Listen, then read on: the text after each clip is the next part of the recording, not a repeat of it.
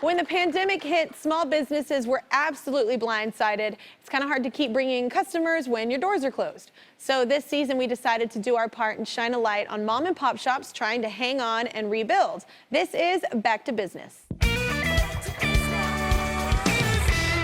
Yes, back to business. It was like a business. I liked it. Get it, Jesse. There's a super cool barbershop in Washington, D.C., unlike any I've heard of before. It offers an all-female barbershop staff and is designed to be inclusive no matter a client's gender or sexual orientation. Let's welcome the owner of Lady Clipper, Leslie Bryant. What's up? Hi, Kelly. Hello. So why did you want to open up a more inclusive barbershop? Why was this your passion? Well, as we all probably have experienced sometimes in our life, barbershops are like man caves.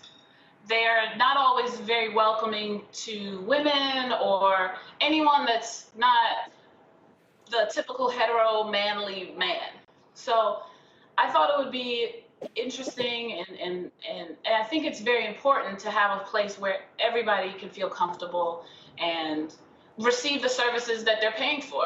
Yeah, but being a barber is a second career for you though, right? It wasn't your first one. Yes, I was a graphic designer for 12 years and I got laid off, went and visited my personal barber and told him, you know, I wasn't quite sure that I wanted to enter corporate America again. I wanted something new and fresh. And he, knowing that I was a creative, he said, you know, Leslie, think about barbering. You're personable, you're creative, try it out. Right away, I enrolled in barbering school, fell in love with it, and here we are today. I love that.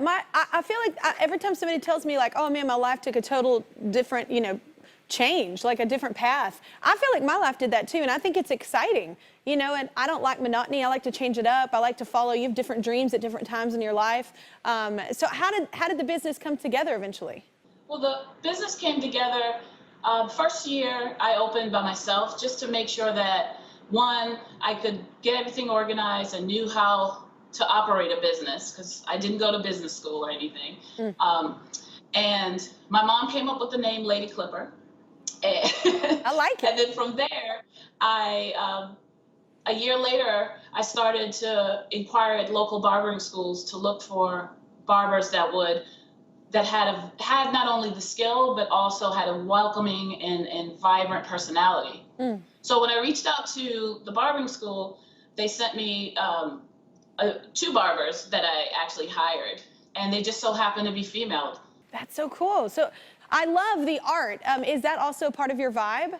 Yes, that's also part of the vibe and part of the look. Every month and a half, we showcase an artist, a local artist, and they're allowed to just display for the month, and we sell the art right off of the walls. So there's something always fresh and new, vibrant, and we're also giving the artists an opportunity to get exposure and to sell some art. I think that's brilliant. I noticed whenever I moved to Nashville years and years and years ago, and I lived there, I never had seen that before, but it's such a cool thing for all these businesses to help everybody else out. And there were the art you could buy in all the stores in like Nashville. They had it up like that to where you could buy the art, so it was ever changing, like you said, and you also were supporting the community. I think that's really cool what you're doing. How did the pandemic affect you guys? Obviously, it had to hit you hard. The pandemic, we had to close for 3 months, and that was very hard because I had to continuously reassure my barbers that we would reopen and be stronger than ever.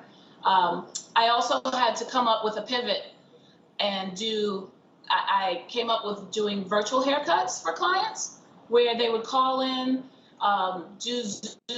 through Zoom or FaceTime, and I would walk them step by step through their haircut.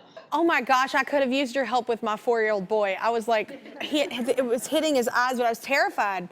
I was terrified I was going to give him some, like what my mom did, the chili bowl thing, like when I was a kid. I didn't want it to look all crazy. So I could have used that. The other barbers at Lady Clipper believe in Leslie's vision, and we have 3 of them joining us now. So let's say hello to Daisy, Joe, and Gabby. What's up, y'all? Hi!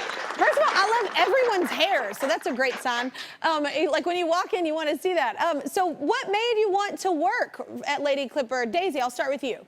Okay, well, when I was venturing into the barbering career, went on Instagram and social media just to connect with other barbers, and I came across the Lady Clipper page, and I just love the page. I love the logo. I love the energy that I got from it, and I wanted to be a part of the team. I wanted to be a part of a brand that was as inclusive as Lady Clipper. I love that. What about you, Joe? I wanted to be a part of Lady Cooper Barbershop because I'm also a black female barber myself. So why wouldn't I want to join forces with the Lady Cooper Barbershop? Yeah. I've been getting my hair cut for years and I've been to several barbershops. You could tell the difference just by walking into the shop. You can feel the difference. We go by appointments, so our clients never have to sit and wait for a long time to get their hair cut. We greet and treat everybody with respect. That's an awesome environment though. Like treating everybody with respect. I think sometimes that doesn't always happen, and you can kind of get a weed in there. And it's important to have that kind of, that's a second family. Other than the family that you live with. You're with them all the time.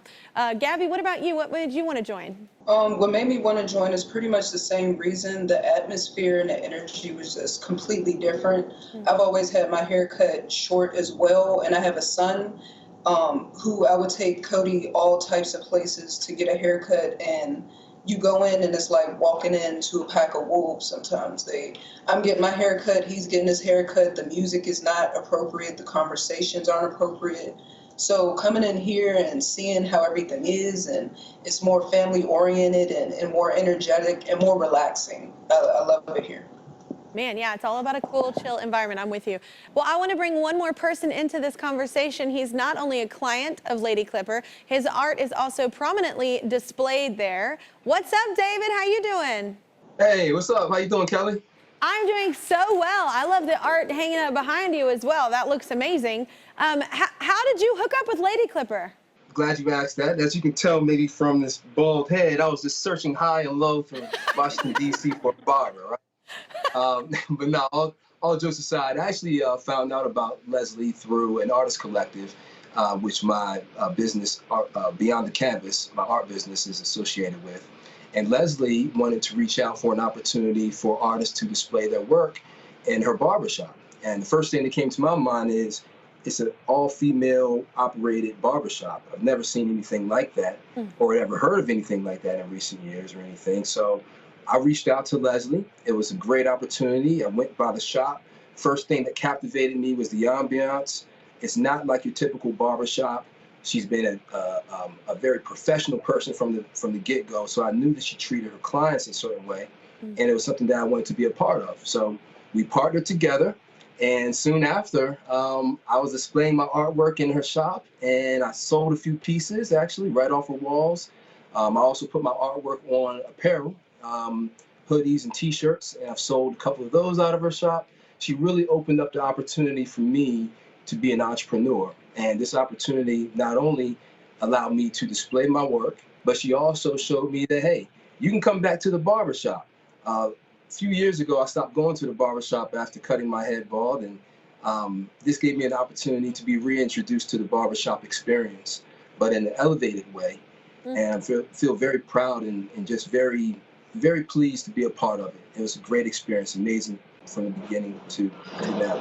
I love it. I love everybody helping everybody out, especially in a time like 2020 and even now. So Leslie, what's your vision for the future of Lady Clipper? Well, I'll just say we are currently following all the COVID guidelines and social distancing and making sure the shop is clean. In the future, we plan to continue to do that and continue to spread our message of inclusivity. All over the U.S. would be great, but hopefully I'll try to plan on working on Lady Clipper too soon, and maybe a product line is coming down the pipeline. Oh, that's exciting. Well, I have something good to share as well. We reached out to Hims and Hers, a telehealth platform where you can access high quality, convenient health and wellness care, including a range of amazing products and treatments for your hair. And they value diversity and inclusion, and they want to honor you. So they're going to give you $10,000 to keep helping your dream kind of happen. How's that sound? Yes. Great.